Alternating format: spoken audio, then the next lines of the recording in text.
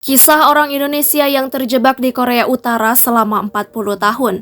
Inilah kisah pria yang bernama Gatot Wilotikto menghabiskan puluhan tahun terjebak di Korea Utara dengan status tanpa kewarganegaraan setelah peristiwa 1965 di Indonesia.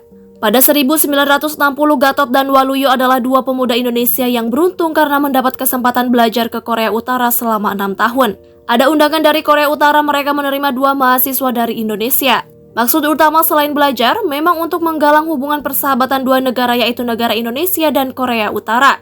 Keberadaan Gatot dan Waluyo menjadi istimewa karena mereka adalah dua warga negara Indonesia pertama yang tinggal di Pyongyang. Pembukaan kantor setingkat konsulat jenderal di Pyongyang baru dilakukan pada 1961. Selain belajar ilmu kelistrikan, Gatot juga sering diminta bantuan di konsulat jenderal. Salah satunya untuk menyambut Presiden Soekarno ketika berkunjung ke Pyongyang pertama kali pada 1-4 November 1964.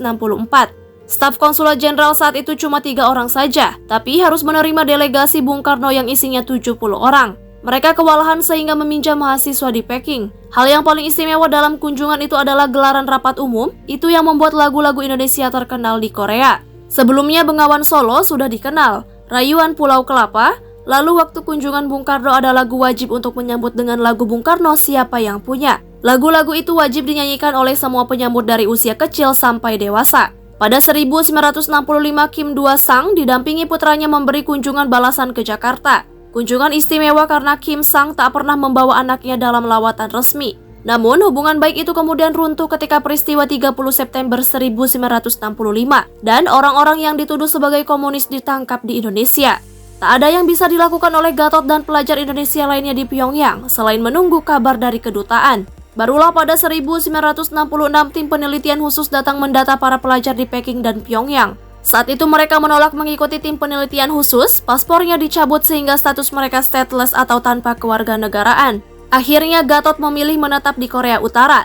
Dia lalu bekerja menjadi peneliti di universitas, menikah dengan perempuan asli Korea Utara, bahkan memiliki 3 anak. Kehidupan di sana menurutnya biasa dan tidak ada yang menyenangkan karena tergantung kepada sang pemimpin Korea Utara.